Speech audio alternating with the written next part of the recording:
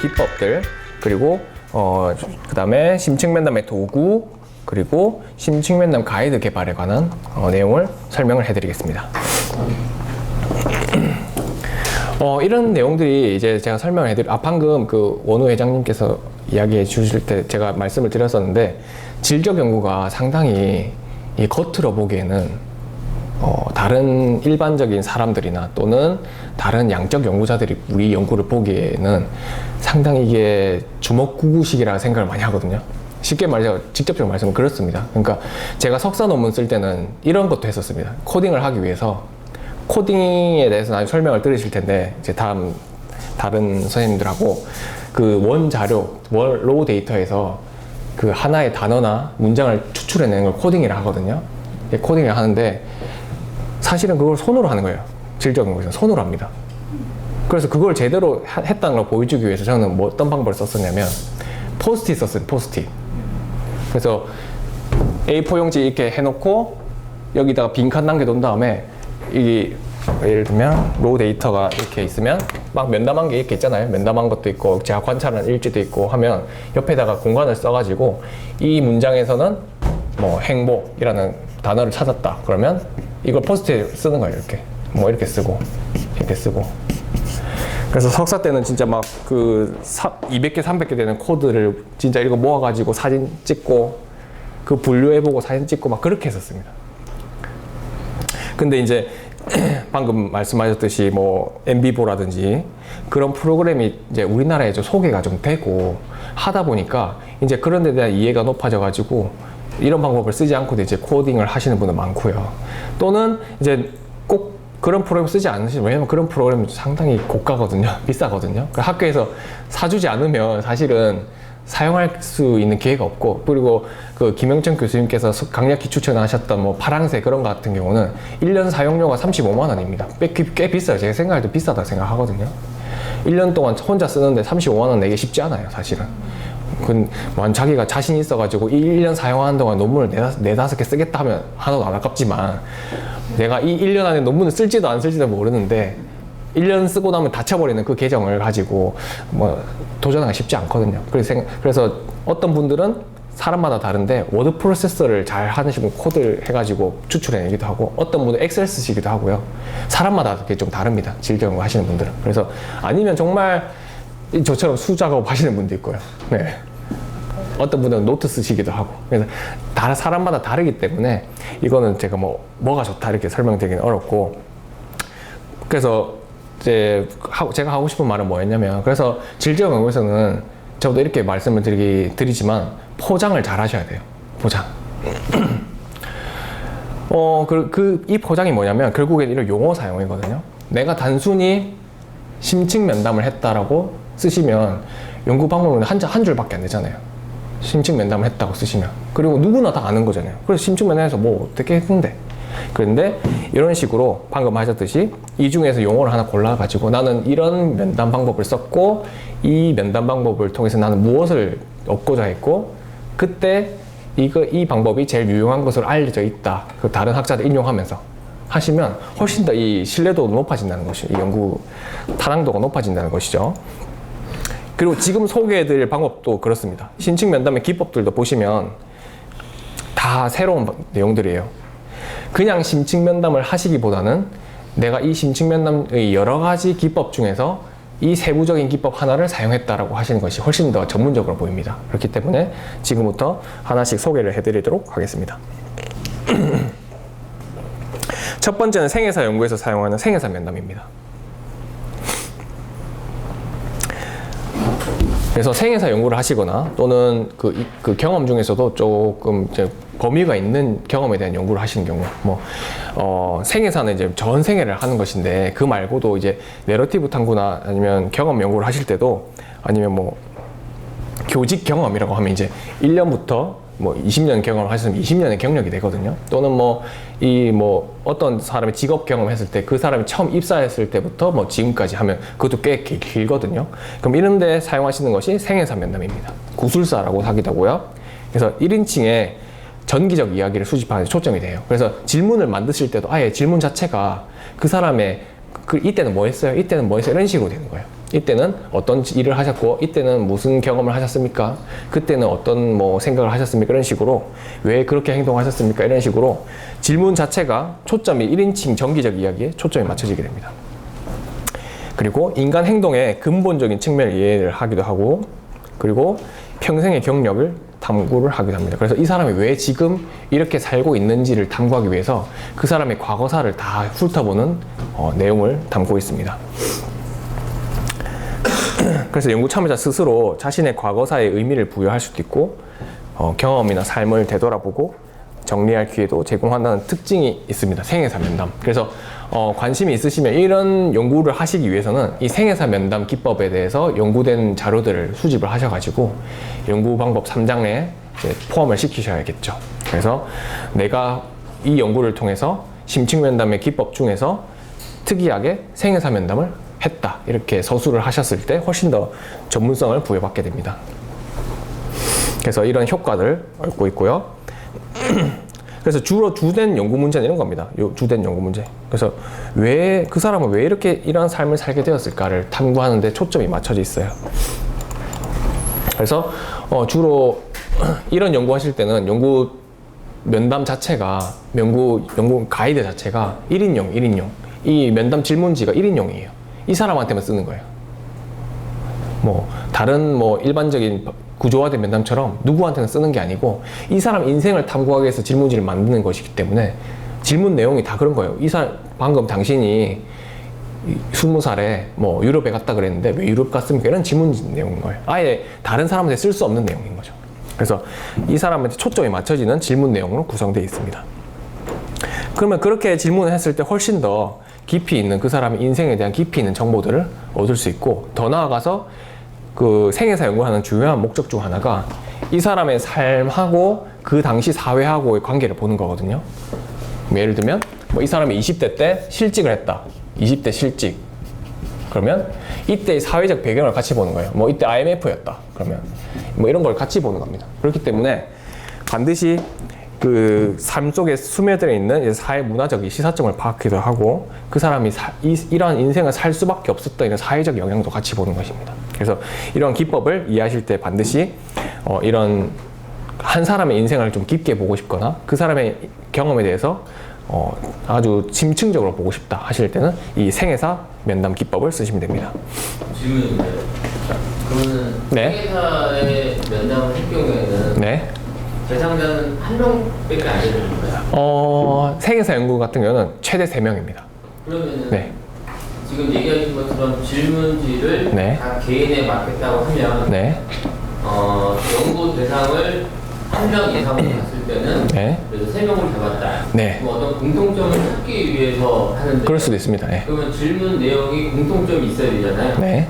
그럼 지금 얘기하신 것처럼 뭐 100% 그 한 사람별로의 건 바이 건으로의 질문지가 생성될 수 없고 공통적인 포인트가 나와야지 네. 될 것 같아요. 네, 그래서 정말 좋은 질문을 하시는 것 같고요. 그 첫 번째 생애사가 제가 최대 3명이라고 그랬는데 사실은 최대 3명이라는 것이지 주로 1명이고요. 주로 1명, 1명 가지고 합니다. 특이한 사람 1명 또는 아주 그 분야에 있어서 대가이시거나 유명하신 분 1명 이런 식으로 표집을 하시게 되고 제가 최대 3명이라 한 것은 이제 그런 게 아닐 경우 그냥 그 교육학 쪽에서는 뭐 부모의 경험 이런 거 부모의 생애사 할 때 장애아를 가진 부모 3명을 표집했다. 그러면 장애아를 가진 부모 3명의 경험 이런 식으로 할 때 뭐 3명 정도 라는 것이고 그래서 초기 일단 1차 면담하실 때 처음 면담하실 때 이제 비슷한 그 사람의 경험을 이끌어낼 수 있는 질문지를 하나 만듭니다.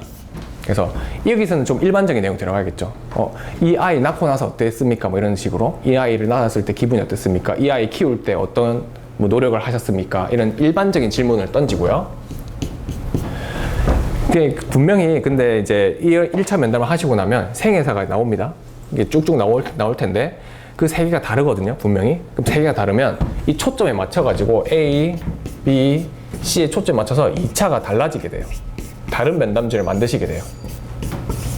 그래서 이분의 A를 봤더니 이 사람은 이 장애아이를 키우기 위해서 뭐 20대 때 정말 아르바이트를 많이 하셨네. 이때 어땠습니까? 이런 식으로 좀 특징적인 거. 또는 이분은 보니까 아이가 나중에 초등학교 들어갈 때쯤에 치료가 됐네.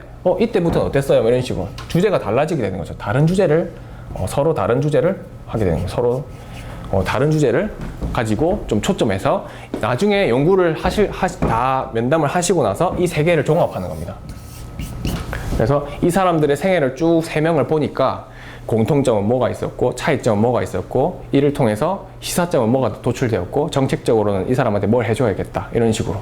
그래서 공통점이나 그 다음에 뭐 차이점 비교하실 수도 있고 또는 여기서 의미를 찾을 수도 있고요. 이런 식으로 나아가게 됩니다. 그렇기 때문에 생애사는 사실 1명 이상 잘 안 합니다. 그래서 엄청 방대해지거든요. 사람이 많아지면 많아질수록. 그래서 특히나 학술지 같은 경우는 페이지가 10페이지, 15페이지 안에 다 써야 되잖아요. 그렇기 때문에 질적 연구에서 중에서도 생애사 같은 경우는 1명 또는 뭐 2명 이 정도로 하고 있습니다. 만약에 그리고 복수의 연구 참여하실 경우는 이렇게 나눠진다. 초기 면담지는 공통적으로 가시고 두 번째부터 좀 특징적으로 갈라진다. 이런 이미지로 해주시면 되겠습니다.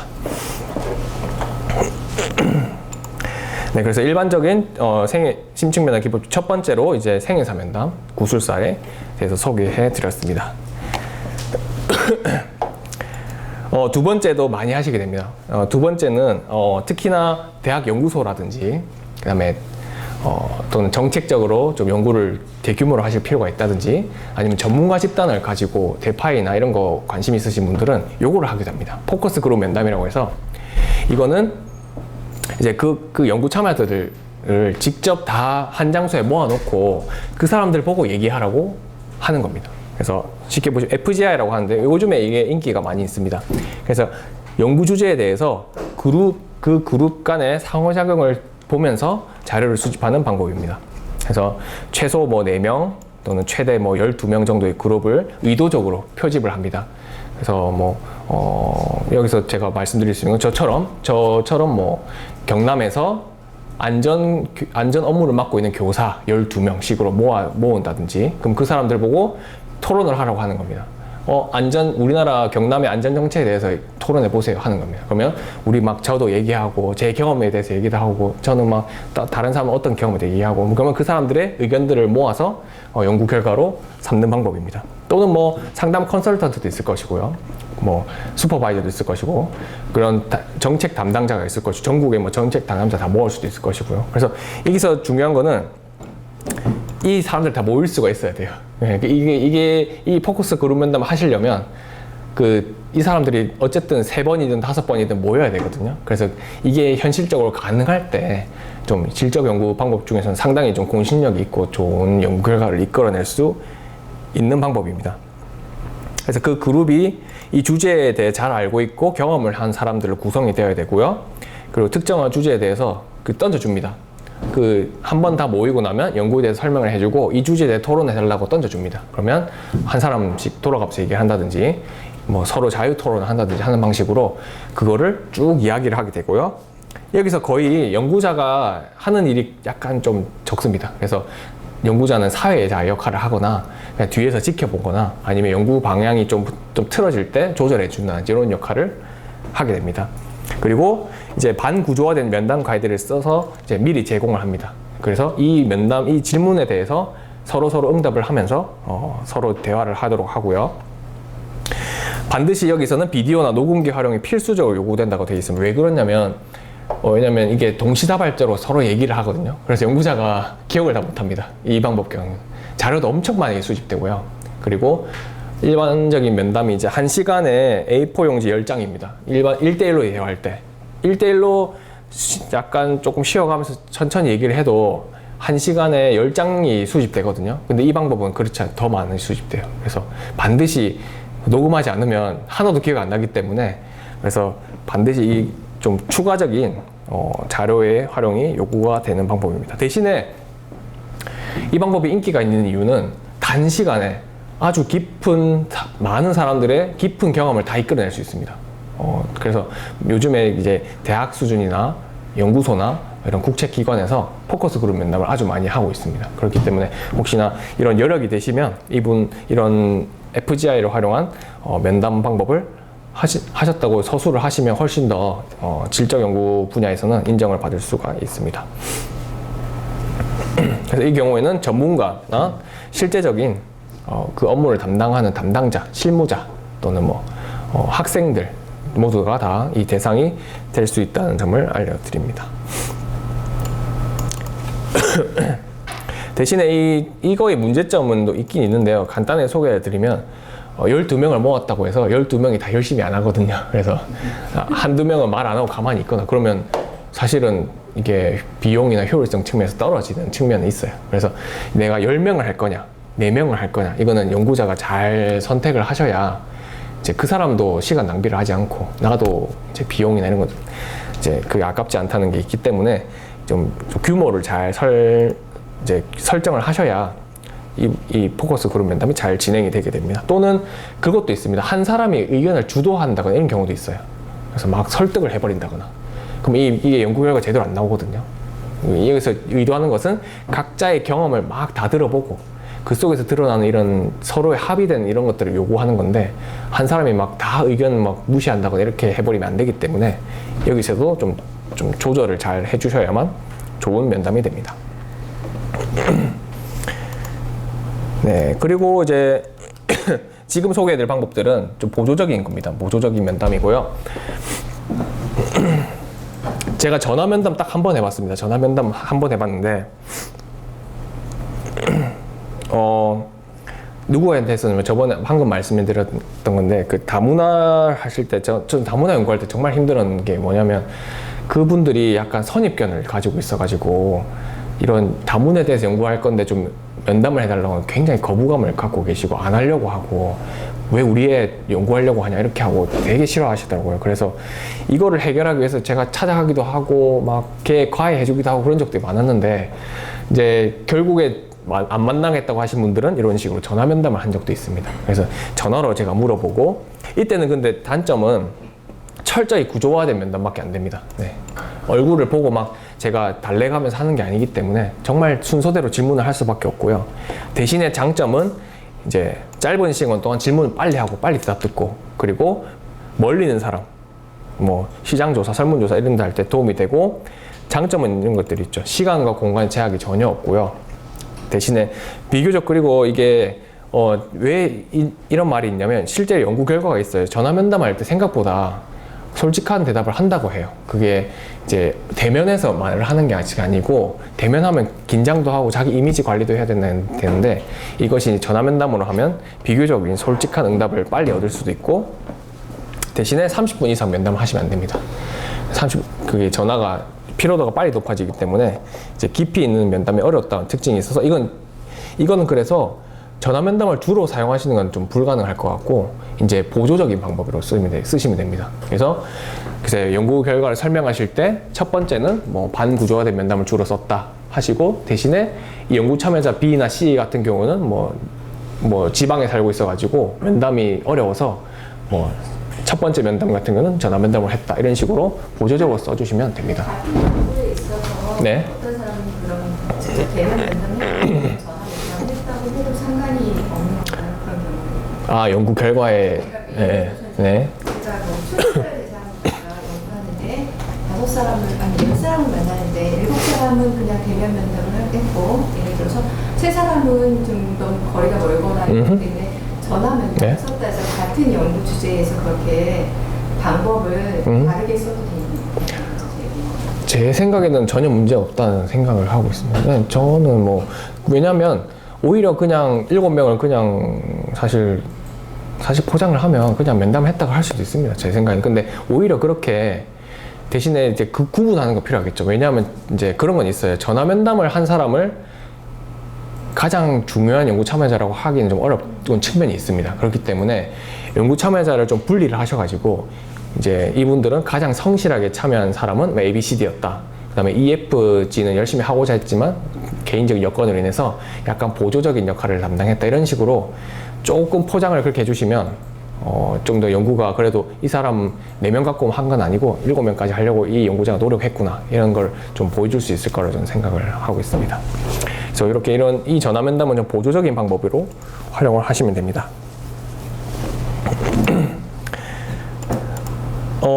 이 다음 알려드릴 거는 이거는 이제 서구에서 실제로 제시된 이론적인 내용인데요. 인터넷 면담도 할 수 있습니다. 근데 이건 제가 아직 이건 해본 적이 없습니다. 인터넷 면담을 해본 적이 없고 이제 쉽게 말하면 채팅을 하는 걸 말합니다. 채팅을 통해서 하는 것이고 이게 왜 서구에서 이런 걸 하냐면 미국이나 호주 같은 데는 도저히 만날 수가 없답니다. 그 연구 참여자를 이 사람하고 내하고 이제 만나서 대화를 해야 되는데. 뭐 수백 킬로 떨어져 있다고 하니까 또는 뭐 이 사람이 한 번 나오려면 뭐 며칠을 기다려서 나와야 되고 하는데 도저히 외국에서는 그런 것들이 안 되기 때문에 이제 인터넷망을 활용한 이런 채팅 면담을 한다고 합니다. 근데 우리나라 같은 경우는 이제 이런 경우까지는 없지 않겠습니까? 그래서 그냥 전화만 하면 되고 정말 전화도 안 되는 거래 사항은 없으니까 우리나라에서는. 그래서 이거는 보조적인 방법이라 할 수 있고 직접 대면할 필요가 없고 비밀스러운 이야기나 정치적인 주제도 얘기할 수 있고 비용이 절감된다. 그리고 전사할 필요가 없다. 그런 건 장점이라고 할 수 있고요. 근데 대신에 제가 우리나라에서 이걸 본 게 뭐가 있냐면 그건 있어요. 이거는 저도 그분을 모르지만 일베 연구가 있거든요. 일베 연구한 연구가 있어요. 네, 일간 베스트. 네. 거기에 나타난 거기에서 활동하는 사람들이 어떠한 성향을 가지고 있고 어떠한 경험을 하는지 그 사람들이 뭐 어떤 사회적으로 뭐 어떤 역할 그거에 대해 연구한 연구가 있거든요. 저는 그분 모르고 저도 너무 서치하다가 알게 된 건데 그런 경우에 그분이 채팅을 했다고 해요. 그분하고 개인적으로 메일을 연락한다거나 해가지고 카카오톡 하거나 그랬다고 합니다. 네. 그런 방법을 왜냐하면 이분들은 절대 면담하려고 안 나오거든요. 이런 사람들은.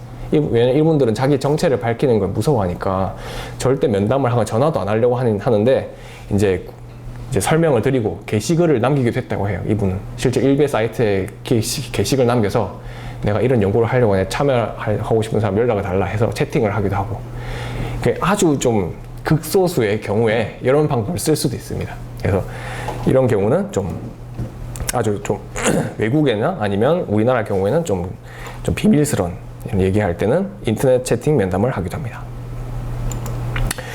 이메일 면담은요. 이메일 면담은 제가 어떤 경우에 한 번 해봤습니다. 이것도 한 번 해봤는데 사실은 제가 학습 문화에 대해서 연구를 요즘에 하고 있거든요. 학습 문화에 대해서 연구를 하고 있는데 고등학생들을 대상으로 연구를 제가 몇 번 해봤었습니다. 제 초등학교 교사인데도 불구하고 이제 소개를 받아서 고등학생들 면담하는데 제가 깜짝 놀랐던 게 고등학생들이 어른보다 더 바쁜 것 같아요. 저보다 더 바쁘더라고요. 정말 면담할 시간이 없어가지고 이분들은 정말 이분들하고 이 학생들은 제가 언제 되냐고 항상 물어봐도 항상 학원에 가거나 아니면 아직 뭐 야간 자율학습 하거나 좀 저보다 더 늦게 집에 가더라고요. 그래 놓으니까 그렇다고 자정에 애들이랑 만나서 이야기를 할 수도 없고 이게 난감했었는데 이때 이제 제가 활용했던 방법이 이제 이메일 면담입니다. 그래서 애들한테 이메일 보내놓고 이 질문지 5가지 정도를 보내놓고 애들 보고 좀 심사숙고해서 숙제하듯이 좀 적어달라. 그래 부탁을 해서 이런 식으로 면담을 했었고요. 그래서 이것도 역시나 보조적인 방법입니다. 아이들이 그걸 직접 하는 거예요? 네, 아이들이 직접 그 메일에 응답을 해서 저한테 보내주는 겁니다. 그래서 이 방법 같은 경우는 이제 델파이 할 때 좀 쓸 수 있습니다. 전문가들한테 근데 전문가랑 내가 만날 수 없는 상황이다. 뭐 제주도에 계신다 이럴 때 할 때 제가 이렇게 이메일로 전달해서 면담할 수도 있고요. 대신에 이 특징이 있죠. 동시적이지 않습니다. 내가 질문한 거에 바로 응답이 안 됩니다. 이분들이 한두 번 생각을 하거든요. 그리고 심지어는 나올 듯이 응답을 여러 번 고치게 됩니다. 반드시. 내가 한번 응답했다고 해서 바로 보내는 게 아니라 내가 한 게 이거 문제가 되는지 않겠지 하면서 말을 고치거든요. 그걸 받게 되는 걸 반드시 이해를 해 주셔야 되고 그래서 보조적인 수단이라는 것입니다. 그리고 오해의 가능성도 있습니다. 이 사람이 말한 내용이라든지 이 글을 보고 내가 판단해야 되기 때문에 조금 이제 자기 좀 조심해서 이메일 면담 같은 경우는 사용해야 됩니다. 그래서 이 3가지 방법은 좀 보조적인 역할을 하고 있고요. 그리고 포커스 그룹 생애사 면담 이런 것들은 좀 주된 방법으로서 좀 특별하게 사용하고 싶을 때 좀 사용할 수 있다는 점을 이제 알려드리겠습니다.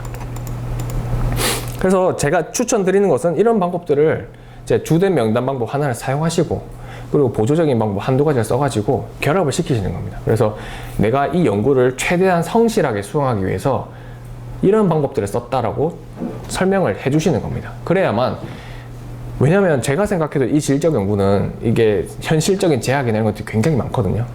그렇기 때문에 오히려 저는 솔직해지는 게 더 중요하다고 생각합니다. 그래서 이런 방법들을 적극적으로 사용해서 최대한 그 연구 참여자들의 이야기를 수집하려고 노력했다는 것을 이제 알려주시면 훨씬 더 저는 오히려 신뢰도가, 연구의 신뢰도가 높아지는 것이라고 저는 생각합니다. 그리고 이런 인터넷 채팅 면담이나 특히 이메일 면담 저는 좀 편했어요. 이메일 면담이 전사할 필요가 없거든요. 그래서 왜 전사라는 것이 그 굉장히 힘들어요. 그 노동이 많이 수반이 됩니다. 1시간짜리 면담을 전사를 하려면 3시간 걸리거든요. 3배가 걸려요. 일반적으로 3배.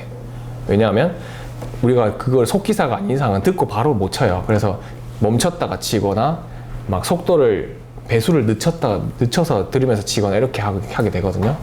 그럼 일반적으로 정말 이게 힘들고 지루하고 좀 어려운데 그런 측면에서 이런 것들은 좀 장점이 있습니다.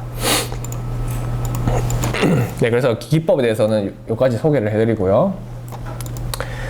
네, 지금 소개해드릴 이제 심층 면담의 추가적인 도구에 대해서 좀 설명을 드리겠습니다. 심층 면담에서 그냥 우리가 일반적으로는 그냥 만나서 인사하고 얘기하고 끝 이렇게 알고 있는데 좀 여러분들이 좀 더 요즘에 이제 질적 연구에서 흐름이 좀 다양화되고 있고 또는 적극적인 방법을 사용할 수가 있어요. 그렇기 때문에 제가 추가적인 도구들을 좀 알려드리겠습니다.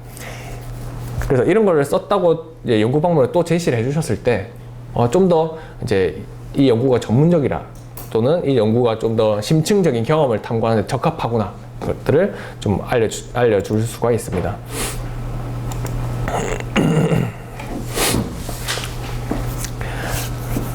첫 번째 제시해드릴 내용이 사진입니다.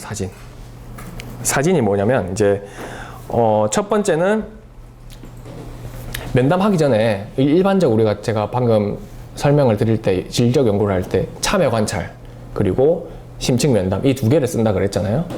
그래서 먼저 참여 관찰을 하신 다음에 참여 관찰 하시면서 그냥 계시지 마시고 사진이라든지 이제 이런 것들 찍어 놓는 거예요. 그리고 심층 면담할 때 그 사진을 보여주는 거예요. 그래서 지금 방금 이 강의실 사진을 찍어 놓고 예를 들면 강의실 사진을 찍어 놓고 면담할 때 왜 저 자리에 앉으셨어? 이런 식으로 질문을 하는 거예요. 그러면 그것만으로 그 사람이 기억을 환기시킬 수 있거든요. 아, 내가 저 자리에 앉았었네? 약간 그렇게 생각하게 되는 거죠. 또는 내가 방금 일할 때 저렇게 일을 했었네? 이렇게 생각을 하게 되는 겁니다. 그래서 경험 관련해서 연구자가 찍은 사진을 제시할 수도 있고요. 활동 중 사진이나 그 사람이 중요하게 갖고 있던 물건이나 관심 보이는 사람의 사진이라든지 그다음에 이를 통해서 좀 색다르게 그 사람이 경험한 내용들을 이끌어낼 수 있습니다. 사진 활용하시는 것도 좋은 것 같고요. 제가 박사학위 논문 쓸 때는 이렇게 했었습니다. 저는 이제 수업을 하고 실행 연구잖아요. 수업을 하고 그 수업이 어땠는지 학생들하고 면담을 자주 했거든요. 그럼 항상 제가 한 것은 다른 이제 제가 수업할 때 찍은 사진들 보여주면서 너 지금 누구랑 이렇게 싸우고 있었는데 왜 싸웠니? 이런 식으로 제 질문을 몇 번 했었습니다. 그러면 그때서야 그 아이들이 내가 그랬었지 하면서 얘기를 해주는 거예요. 그냥 수업 어땠니 하면 이제 좀 피상적으로 재밌었어요, 뭐 재미없었어요 이렇게 하는데 제가 구체적으로 이 활동한 사진을 보여주거나 이때 너 이거 했었는데 어땠어? 이런 식으로 직접적으로 좀 질문을 했을 때 좀 그 경험이라든지 내용들이 좀 잘 나왔었습니다. 그래서 이런 것들을 좀 중요한 좋은 방법이라고 생각을 하고요. 또는 이제 생애사 연구하실 때는 이거 많이 합니다. 생애사 연구하실 때는 앨범을 달라고 하거든요. 앨범이라든지 뭐 학창시절 경험 보려면 이제 학창시절 사진을 보고 같이 얘기하는 거예요. 여기 뭐 이 학교에 대해서 얘기해달라고 한다거나 뭐 이때 이 소풍 갔을 때 이 경험에 대해 얘기해달라 한다거나 그런 식으로 사진을 가지고 직접 연구 참여자가 갖고 있는 사진을 활용해서 면담을 할 수도 있습니다. 그때는 이제 아예 연구 면담 질문 가이드 자체가 좀 사진에 초점이 맞춰지겠죠. 이런 식으로 사진을 가지고도 좋은 이제 연구를 하실 수가 있게 됩니다. 풍부한 이야기 자료를 수집하는 것도 가능하고 사진을 썼을 때 좋은 점은 이제 그 사람들이 얘기를 더 많이 해줘요. 일반적으로. 그래서 이 사진 보면서 막 더 얘기를 좀 더 많이 하는 경향이 있거든요. 제 질문에 단순히 대답하는 것보다. 그래서 사진도 좋은 방법이 될 수 있습니다. 두 번째는 이제 상담 쪽에서도 많이 하고 있는 것이고, 근데 연구 참여자 물건으로부터 시작하는 경우도 있어요. 그래서 심층 면담 할 때, 예를 들면, 저 같은 경우는 안전 담당 교사라고 하면, 안전 담당 그 점검표 들고 시작하는 거예요. 이거에 대해서 여기 이 물건에 대한 경험을 알려달라라든지, 이때는 이제 제가 사전에 좀 문서 자료 수집을 좀 해가지고 그 사람에 대한 정보를 알고 있을 때 이런 식으로 진행을 하는 것도 참 도움이 많이 됩니다. 그러면 정말 술술술 얘기하거든요. 네. 저도 그 안전점검 장부에 대해서 할 얘기가 많은데 그런 예를 들면 그런 물건을 가지고 시작하는 것만으로도 그냥 단순히 교사의 경험에 대해서 알려주십시오 하는 것보다 훨씬 더 많은 깊이 있는 이야기들을 알려드릴 수가 있다는 것입니다. 그래서 물건과 기억 관련된 기억을 탐구하거나, 그래서 특히 저는 이런 거 많이 쓰고 있습니다. 유아나 어린 연구에서 많이 하고 있고, 사실 노인이나 이런 연구 하실 때도 이 유품이나 이런 것도 활용하실 수 있을 것 같습니다. 그래서 라포 형성이 특히 용이하고, 물건을 통해 좀 더 사회적인 양식이나 문화적인 양식에 대해서 파악할 수도 있습니다. 그래서 예시는 장난감, 옷, 수집품, 유품, 공문서, 장부 이런 거 가지고도 충분히 다양한 얘기를 할 수 있고, 특히나 요즘에는 그 물건이라 하면 제일 좋은 건 저는 스마트폰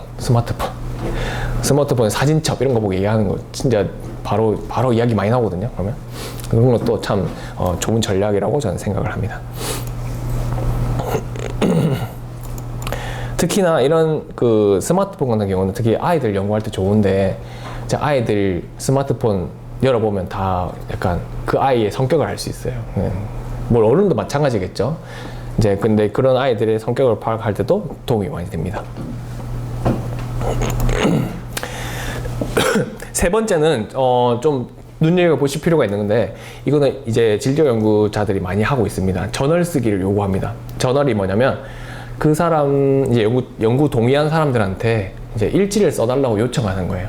그래서 예를 들면 내가 이제 어떤 학생하고 이제 수업 경험에 대해서 이야기를 이제 연구하기로 약속을 했으면, 이제부터 그 학생한테 일지를 나눠주고 너 수업할 때마다 일지 좀 써가지고 와라 하는 거예요. 또는 그 사람의 직업 경험에 대해서 그 사람이 오늘 한 거 일기 좀 써가지고 오세요 한 다음에 이제 그걸 보면서 면담을 하는 전략입니다. 그러면 그 사람이 좀 열성적인 사람인 경우에는 막 자기 했던 거 막 써오거든요. 그러면 오늘은 일하실 때 이런 거 하셨네요? 이거 왜 이렇게 하셨어요? 이런 식으로 질문 자연스럽게 이루어져요. 그러면 우리 연구자 입장에서 질문지를 만드는 것보다 훨씬 더 좀 실제적인 얘기를 할 수 있어요. 그래서 연구자가 몰랐던 것도 알 수 있게 되고, 이 사람이 일지 쓴 거 보니까 일을 이런 식으로 처리하고 있네? 이런 것도 좀 알 수 있게 되고, 또 연구 참여자도 좀 적극적으로 연구에 참여하게 된다는 장점이 있습니다. 대신에 이 저널 쓰기를 하실 때는 좀 이제 연구 참여자 분에게 좀 비용을 좀 더 드려야겠죠. 사례금을 좀 더 많이 드려야겠죠. 그분이 정성 들여서 해오시는 것이기 때문에 좀 그런 것만 유의를 하신다면 훨씬 더 이 저널 쓰기를 해서 같이 연구를 한다는 느낌을 받을 수도 있고, 연구 참여자가 탈락을 하는 경우가 현저히 줄어듭니다. 이렇게 쓰면 그냥 면담하는 것보다 나 연구 중간에 안 할래요 하는 비율이 줄어들거든요. 이렇게 요청을 하게 되면. 왜냐면 이 사람이 일종의 책임의식을 갖게 돼요. 내가 이 연구에 열심히 참여하고 있다. 그렇기 때문에 먼저 심층 면담을 하면서 이분들에게 저널을 써달라고 해서 갖고 와서 같이 면담하는 이런 방법들이 요즘에 유행을 하고 있습니다. 특히나 내러티브 탐구하시거나 현상학적 실정 이렇게 하시면, 또는 실행 연구나 자문화 기술지 하실 때도 도움이 됩니다. 그래서 이런 저널 쓰기 중요한 요즘에 도구가 되고 있습니다. 이거는 이제 좀 전문적인 방법인데요. 심리학에서 쓰는 방법입니다. 이제 요즘에 좀 유행을 하고 있는 것이 모래놀이나 미술 치료 상담 이런 분야에서 질적 연구를 많이 하고 있는데, 이런 경우에는 이제 피규어나 미술을 활용해서 이 사람의 심리 상태를 파악할 때 사용하기도 합니다. 그래서 내면에 대해서 알고 싶고 상징물을 선택하도록 막 유도하거나, 그 다음에 그리도록 해가지고 이 사람이 지금 어떤 심리 상태인지 유도할 때 이런 방법을 쓸 수 있습니다. 그래서 왜 이런 그림을 그리게 되었는지 뭐 탐구하면서 질적 연구를 하기도 합니다. 대신에 이런 방법 쓰시려면 좀 심리학 좀 공부를 좀 하셔야 될 것 같고 좀 전문 기술 습득이 요구된다는 단점은 있습니다. 그래서 이런 도구들을 사용하는 것은 이제 필수적인 건 아닙니다. 가장 기본적인 방법은 결국에는 내담자와 연구자가 만나가지고 1대1로 대화를 하는 기본적인 형태거든요. 하지만 내가 면담을 첫 번째 하고 나서 내가 원하는 대로 이 사람의 질문에 대답을 하지 않는다. 또는 단답형으로 대답한다. 또는 내가 1시간 면담을 계획하고 좀 질문지를 많이 준비해 갔는데 원하는 결과가 별로 없다 했을 때는 두 번째, 세 번째 면담에서 이렇게 사진을 갖고 와서 해본다거나 그 다음에 연구 참여자 물건 가지고 시작한다거나 이런 전략적인 방법들을 사용하라는 뜻입니다. 네. 사실은 이런 방법을 사용하지 않아도 말 많이 하는 사람 많거든요. 네. 그럼 오히려 이거 사용할 필요가 없어요. 그냥 그분은 이 말하는 게 좋아가지고 계속 말하는 사람하고 만나면 사진이라든지 굳이 사용하지 않아도 이 사람이 쭉 자기의 인생에 대해서 말하거든요.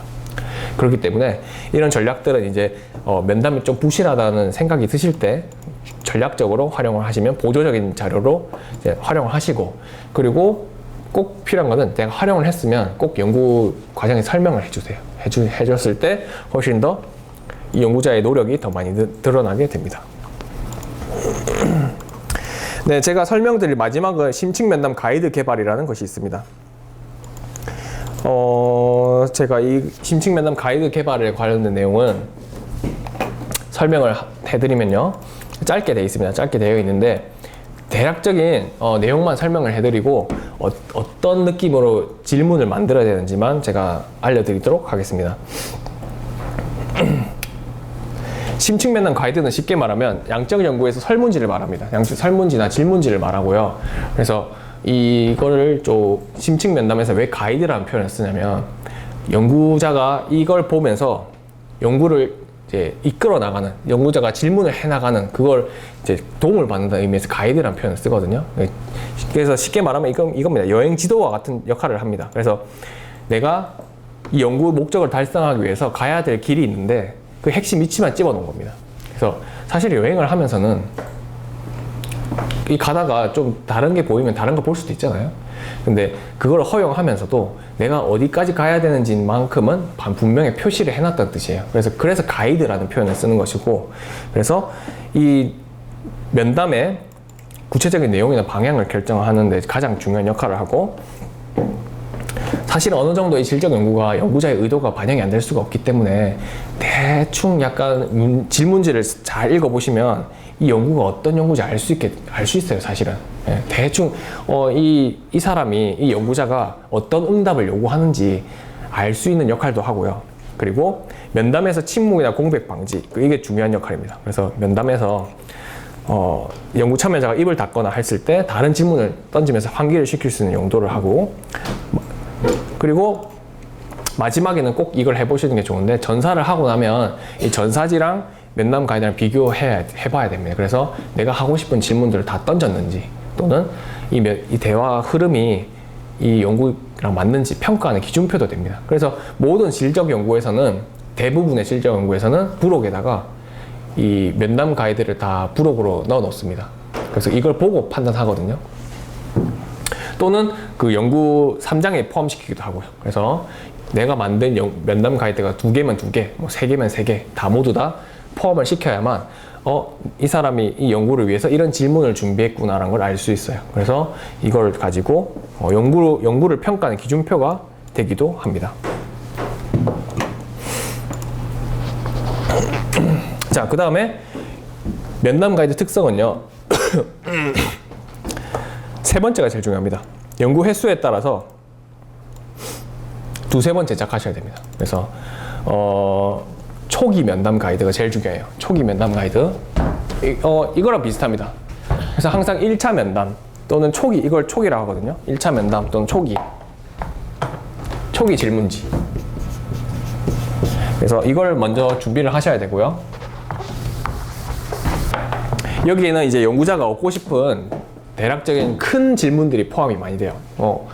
그러니까 왜냐면 이때는 아직까지 이 연구 참여자나 이 사람들이 무슨 얘기할지 모르는 상태에서 만드는 거거든요. 아직 면담하기 전에 만드는 거예요. 면담하기 전에 이 초기 면담까지 만들 때는 그래서 연구 내가 알고 싶은 거, 경험이 어땠습니까? 이런 아주 큰 질문이나 뭐 큰 질문 또는 뭐 대략적인 질문, 좀 추상적인 질문이 되겠죠. 추상적이거나. 왜냐면 아직 그 사람의 경험에 대해서 전혀 모르니까, 이 사람이 20대 뭐 했는지 모르니까 그냥 질문 자체가 이런 거예요. 23살 때 뭐 하셨습니까? 이런 식으로 아주 크고 방대한 질문을 하게 됩니다. 그래서 1차 초기 면담지를 만드시고, 그래서 면담을 하시고 나면요, 감이 이제 한 번 또는 두 번 정도 면담을 하시고 나면 감이 와요. 이제 위에 이 중에서 어떤 질문들을 버려야 할지, 또는 이 질문에 이 사람이 크게 반응했단 말이죠. 23살 때 뭐 했는지 물어봤는데 23살 때 막 1시간 동안 얘기했단 말이죠. 그때 뭐 했는지. 그러면 그러면 이 사람의 경험 중에서 이 질문들 중에서 몇 가지를 선택을 하시는 거예요. 선택을 해서 세부적인 질문, 더 세부적인 2차나 3차에서는 더 세부적이고 초점화된 질문을 만드는, 이걸 초점화됐다고 하거든요.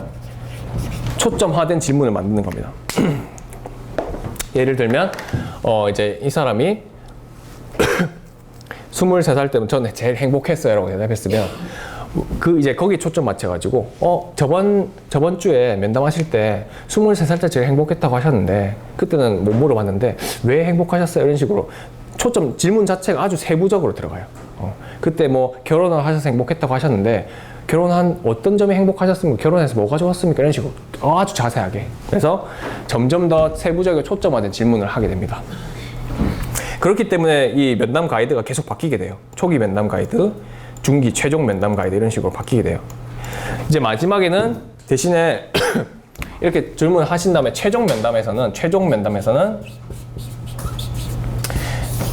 사실은 더 질문을 할 수도 있겠지만 이제 최종 가서는 좀 정리를 하셔야 돼요. 그래서 잘 들었습니다. 지금까지 잘 들었는데 그래서 지금까지 한 걸 종합해서 이제 이런 경험 있으신 것 같은데 그래서 정리를 해보시면 뭐 안전에 대해서 어떻게 생각하세요? 그래서 안전에 대해서 좀 결론을 내려보시면 생각은 어떠실까요? 이런 식으로 좀 정리를 하는 거죠. 좀 그래서 조금 정리를 해줘서 결론적으로 선생님 경험을 보니까 선생님 삶은 뭐 어떤 단어로 표현할 수 있을까요? 뭐 이런 식으로. 예. 또는 선생님 삶을 뭐 세 구간으로 나눠보셨는데 뭐 세 구간을 나눠본 것 중에서 뭐 제일 행복한 순간 어딜까요? 뭐 이런 식으로 약간 정리를 해주는 이제 질문을 하시면 이렇게 면담 가이드를 3개 정도 제작을 할 수가 있습니다. 이게 제대로 됐다면 사실은 자료 수집은 거의 다 하신 거라고 보시면 돼요. 그래서 연구자와 연구 참여자의 면담 경험 자체가 이렇게 다 드러나요. 연구 면담 가이드를 보면 이제 질문 가이드가 어떻게 바뀌었는지 나옵니다. 볼까요? 제가 이거는 그 교재에 있는 것인데 제가 갖고 와봤습니다. 그냥. 그래서 교재를 보셔도 되고요. 그렇죠. 이런 식으로 가이드 자체가 이렇게 바뀌게 돼요. 처음 가이드 자체가 이것은 어떤 연구냐면 다문화 가정 학생 연구를 위해서 인터뷰 가이드를 개발했는데 이게 어떻게 바뀌었는지 설명하는 부분입니다. 그래서 첫 번째 가이드에서는 학교 생활, 뭐 교육 과정 수업, 가정 생활, 교육 관계 이거는 이제 면담하기 전에 연구자들이 그냥 임의로 만들어 본 거예요. 이 정도 다문화 학생들의 경험에는 이런 네 가지가 있지 않을까? 4가지 경험을 탐구할 때 4가지 정도 필요하지 않을까? 해서 연구자들이 임의로 만든 거예요. 또는 이론적 배경에서 찾아가지고 이렇게 가이드를 첫 번째 만들어 본 거죠. 두 번째, 근데 면담을 해보고 나니까 이 아이들하고 면담해보고 나니까 다문화 가정 학생들의 경험이 4개만으로 설명이 안 되는 거예요. 그렇기 때문에 학교 생활, 교육 과정, 생활, 교육관계, 그 다음에 중요한 이게 나오죠. 어머니나 담임교사가 나오는 거예요. 이런 식으로. 다문화 가정 학생들의 경험을 탐구할 때 어머니 빼면 안 되는구나. 그럼 어머니를 따로 빼서 이렇게 표현하는 거예요. 다른 질문들이 나오죠. 또는 담임교사의 역할이 진짜 중요하구나. 담임교사에 대한 질문도 이렇게 넣고요. 그러면서 이렇게 질문을 정선에 나와서 마지막 3차 가이드는 이렇게 완성을 하는 겁니다. 그래서 최종 면담 가이드 같은 경우는 이렇게 만들어 가지고 연구를 진행했다. 그래서 요것들이 다 포함이 되면 좋습니다. 그래서 이런 과정이 반드시 들어가야 된다는 것을 의미하고 있습니다.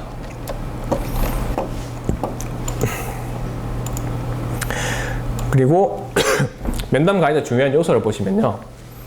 면담 가이드에는 사실 근데 이거는 그거랑 비슷해요. 그 양적 연구의 설문지랑 비슷합니다. 비슷한데 어떤 내용이 들어가야 되냐면요.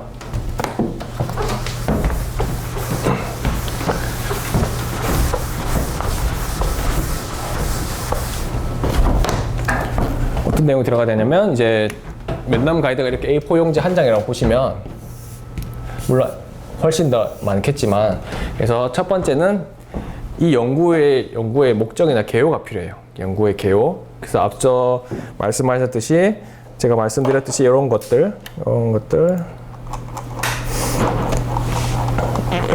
네 여기 심층 면담 가이드 해가지고 제목 쓰고 면담 수준 내가 어떤 수준에서 했는지 그리고 면담 형태 장소 특히나 저는 꼭 필요한 게 다른 거는 뭐 기억할 수 있기 때문에 필요 없는데 면담 일시나 장소 이거 꼭 기억해 주세요. 제가 질적 연구하면서 제일 난감했던 게 절대 저는 안 까먹을 줄 알았는데 면담 해놓고 어디서 했는지 까먹을 때도 있고요. 누구랑 했는지 까먹을 때도 있어요. 왜냐면 이게 남아있는 결국 음성 파일밖에 없기 때문에 또는 내 기억밖에 없기 때문에 아주 기본적이고 이런 거에 놓치게 되면 좀 제가 실수를 많이 하더라고요.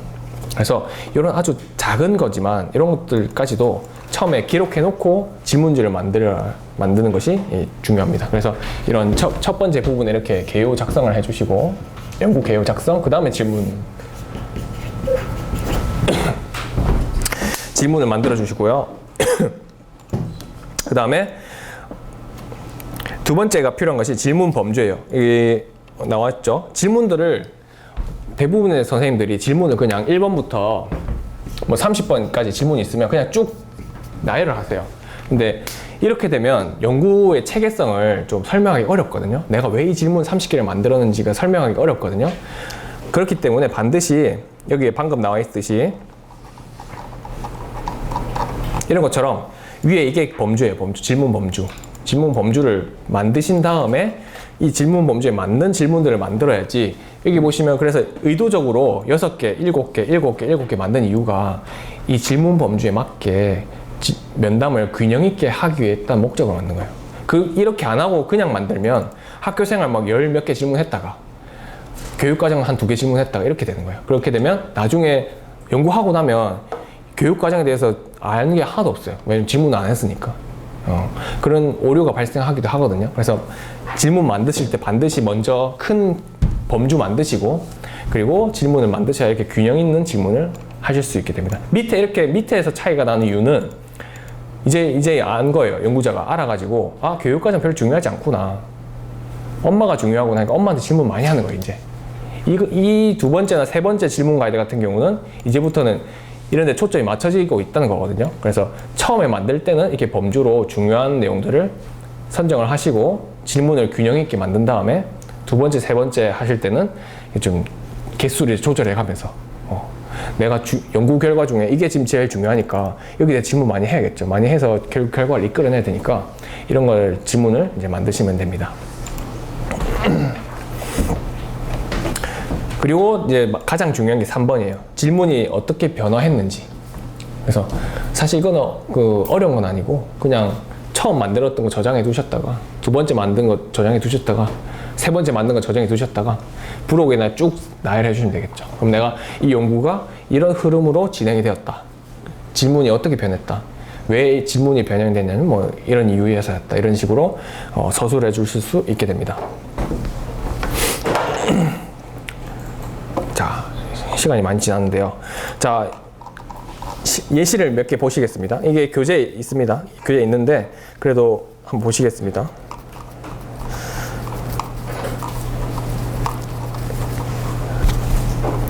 네, 심층 면담 가이드 이런 내용이 있고요. 첫 번째 사례를 보시면 중년기 부부 여가 활동에 관한 질적 연구를 보시면 이제 면담의 흐름이 나와 있죠.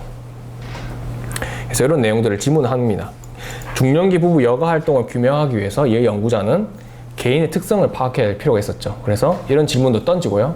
이런 질문이 가치가 없는 게 아닙니다. 이런 질문을 하면서 자연스럽게 연구 참여자랑 친해지고요. 라포도 형성해야 되고 공감도 해줘야 되고 해야 여가 활동에 대해서 막 자기 신나서 얘기해 주겠죠. 그래서 중년기 부부 특성도 좀 고려를 해서 질문을 던져야 되고 이런 것들을 의도적으로 질문을 배치를 하는 겁니다. 순서대로 1시간 면담 동안 이런 내용을 쭉 해야겠다. 그러면 뭘 다 할 수도 있지만 다 못할 경우에는 다음 시간에 하더라도 이런 식으로 질문하고 마지막에 내려오겠죠. 현재 삶에 만족하는지 정리하는 질문까지. 그래서 이런 구조가 연구 결과에 제시돼 있어야만 이 면담이 그냥 주먹구구식으로 이루어진 것이 아니라는 의미를 느낌을 받을 수 있게 됩니다. 이거는 외국의 사례네요. 외국의 사례인데 여성들의 사고 발달 과정이에요. 그래서 일반적으로 그 인지 발달 이론이라고 하면 남자들의 발달, 남학생들의 또는 남성들의 의해 이루어진 연구가 많기 때문에 이런 걸 반대하는 측면에서 여자들이 어떻게 지식을 획득하냐, 여자들이 공부할 때 어떻게 하냐 이런 것들을 파악한 거죠. 그래서 이런 내용들을 할 때 영역을 먼저 만들고 이렇게 질문을 만들었다는 것입니다. 그래서 이런 내용들을 반드시 포함되어야 될 것이 이게 큰 범주가 있어야 되고 그 범주 안에 속한 질문들이 있어야 된다는 내용을 담고 있습니다. 그리고 이게 아주 전형적이죠. 이건 실제 학술지에 포함되어 있는 내용인데요. 보시면 지나갔네요. 이런 식으로 아예 하나의 표로 제시합니다. 질문들의 범주를 만들어서 이렇게 범주 만들고 실제 내가 질문한 내용들을 옆에 표시를 합니다. 이런 식으로 아주 실제적인 면담 가이드를 할 때 좀 체계화 해가지고 그 연구 결과 부분에 실어 놓습니다. 그러면 이제 이걸 보고 연구 심사위원들이 판단을 하는 것이죠. 네. 그래서 이거는 이제 대부분의 면담, 여기 면담 가이드 예시를 보시면 이런 것들이 있습니다. 유아교육이라고 하면 이제 이거는 여러 가지 예시인데요. 우는 아이들과 함께 사는 것의 의미는 무엇인가? 그래서 했을 때 아이들의 울음은 어떤 의미인가? 이런 질문들을 던진다는 거죠. 이거는 이제 사실은 연구의 주제와 관련이 있을 것입니다. 연구의 주제에 따라서 다른 이제 질문들을 만들어낼 수 있습니다. 심리 쪽에서는 이런 거 많이 하죠. 우울 경험인데 이제 누구의 우울 경험 상고하냐 그런 거죠. 여성 노인일 수도 있고 어린일 수도 있고 그리고 뭐 보건 같은 경우는 이런 것도 많이 하고 있습니다. 그래서 이런 면담 가이드를 통해서 면담의 질을 보장을 하고 연구 방향을 이제 좀 정할 수 있게 됩니다. 그래서 교재를 쭉 살펴보시면 될 것 같고 실습해도 되겠습니까? 네. 저 질문들은 네. 연구 주제를 가지고 연구에서 다른 데 만들면 되는 거죠. 질문 잘 주셨습니다. 제가 말씀을 드리나 깜빡했는데 질문 가이드를 제작하실 때는 이제 면담 가이드 제작하실 때 이제 첫 번째로 하셔야 될 거는 다른 연구들을 찾아보는 겁니다. 네. 분명히 물론 이제 없는 경우도 있겠지만 대부분은 이제 비슷한 사례에 대해서 다른 사람이 했거든요. 그러면 참고문은 한 2개나 3개 정도 참고하셔가지고 이제 조합을 하시는 거죠.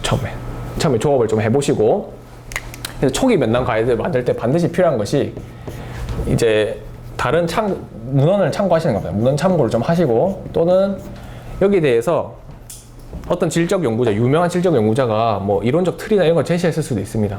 만약에 어떤 뭐 저 같은 경우는 예를 들어 경험에 대해서 듀이나 이런 학자들이 제시한 경험의 틀이 있거든요. 그럼 이 틀을 가지고 질문을 만들어 보는 겁니다. 그래서 참고 문헌이나 아니면 이론적 틀을 가지고 틀로 초기 면담 가이드 만들어 보시고요. 그것이 되고 나서 이제 실제적인 면담 가서 2번째나 3번째 면담 가이드 제작하실 때는 좀 자기 생각이 좀 많이 들어가면 좋겠죠. 그래서 이 처음에 면담 가이드 제작할 때는 다른 학자들이나 다른 연구자들이 이미 박사학위, 석사학위 논문 쓴 거에서 보고 참조해서 만들었는데 두 번째, 세 번째부터는 새로 이제 사실들이 등장하니까 거기에 맞춰서 좀 자기 생각을 많이 넣은 면담 질문들을 제작할 수 있겠죠. 그래서 오히려 이렇게 했을 때 좀 더 저는 신뢰도가 더 높다 생각합니다. 이미 다른 연구자들이 해놓은 거 가지고 처음에 만들어 보고 연습 과정도 되거든요. 그래서 이런 시행착오를 겪어가면서 마지막 최종 면담 가이드 제작했다 이런 식으로 하시면 좋습니다. 다음과 같습니다. 자, 주제는요.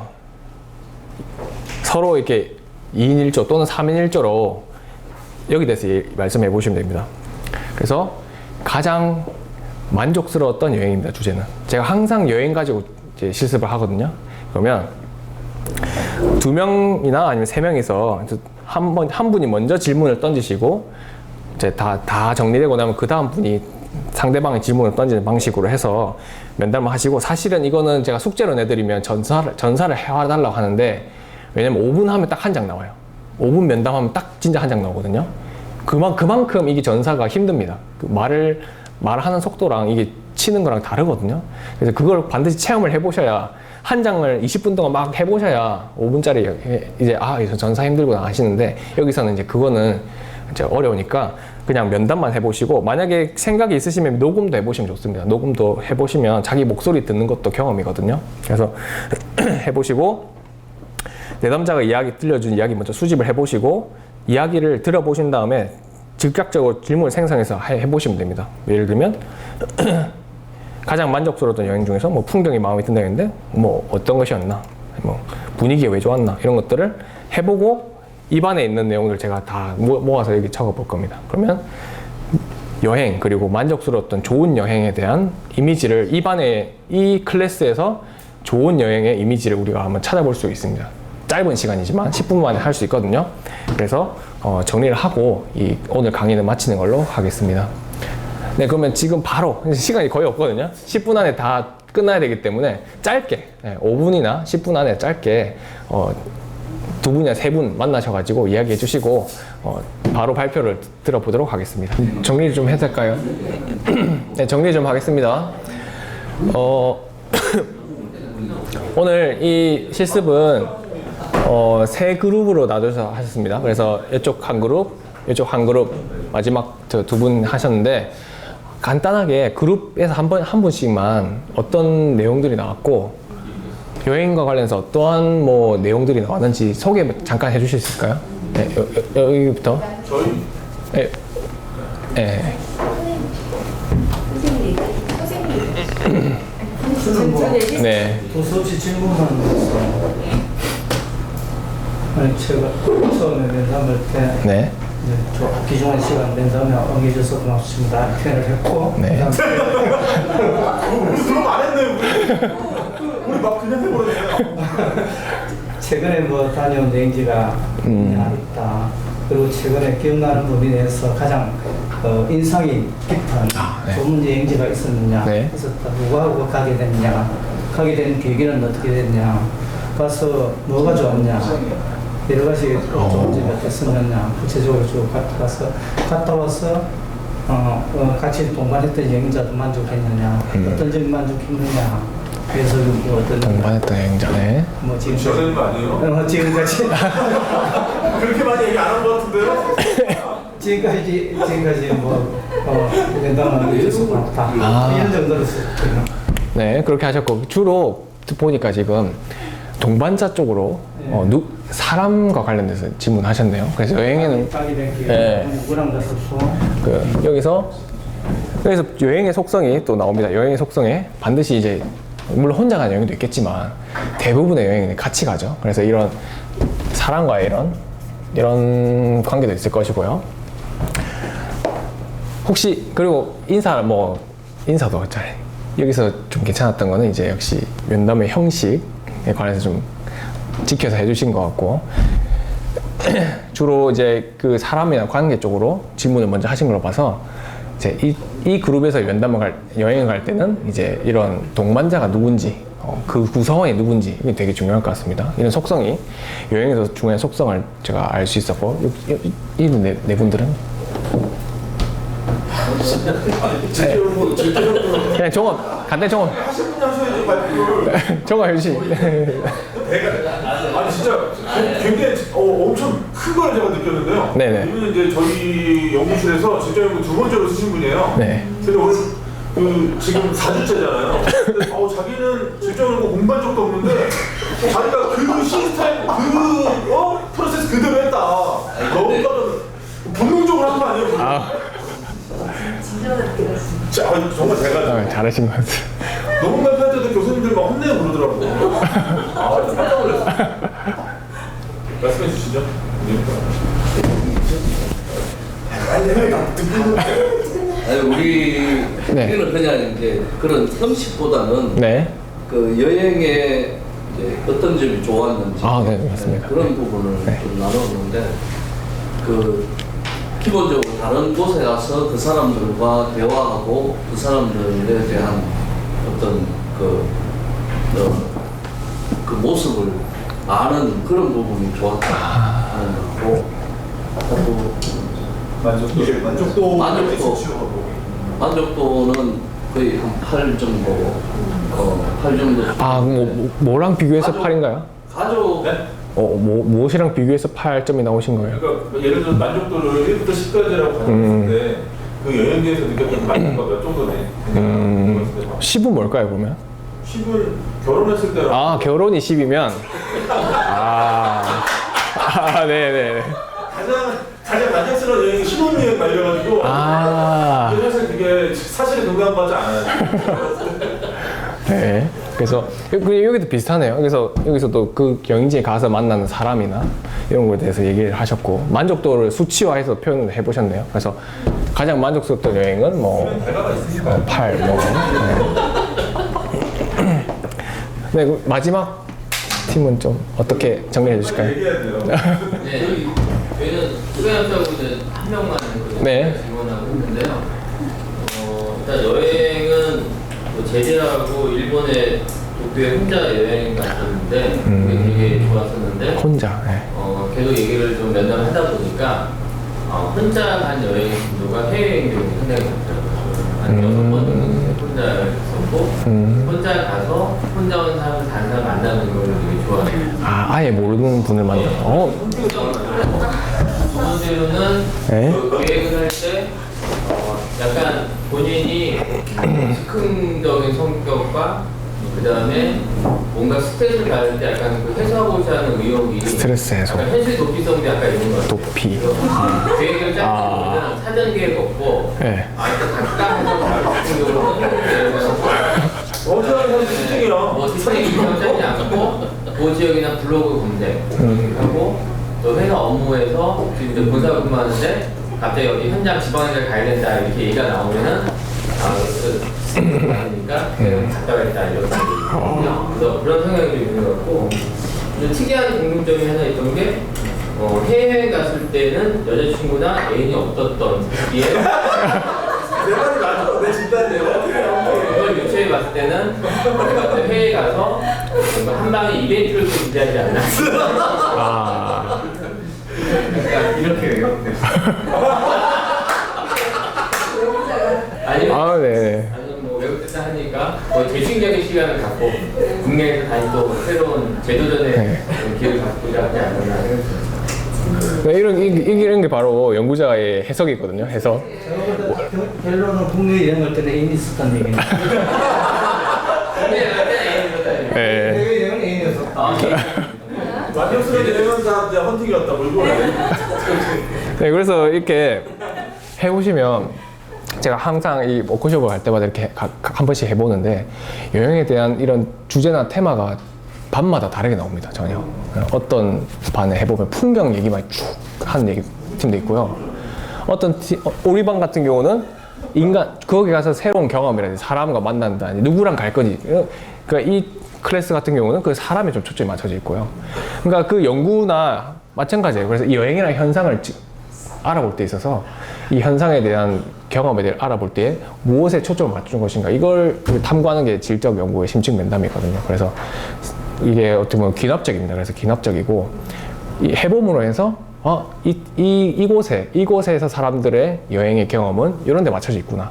그걸 찾아내는 거예요. 그래서 그걸 바탕으로 두 가지 또 추가적 연구를 하는 것이기 때문에 그냥 간단한 거였지만 사실 여행이 제일 좋아요. 왜냐하면 딴 거에 대해 질문하면 모르는 분도 있고 경험 없는 사람도 있고 하는데 여행 안 간 사람은 없기 때문에 제가 한 번씩 이렇게 합니다. 그래서 심층 면담에서 조금이나마 이해를 좀 하셨으면 도움이 됐을 것 같고 저도 궁금한 게 있으시면 언제든지 저한테 그 메일을 주시면 답변을 해드리겠습니다. 그리고 다음 주까지 제가 하거든요. 다음 주에는 제가 그 참여 관찰에 대해서 설명을 해드리도록 하겠습니다. 네. 여쭤보고 싶으면 네네네. 아까 이제 면담하고 하잖아요. 네. 그 탈락하는 경우도 있다고 얘기했잖아요. 네, 있습니다.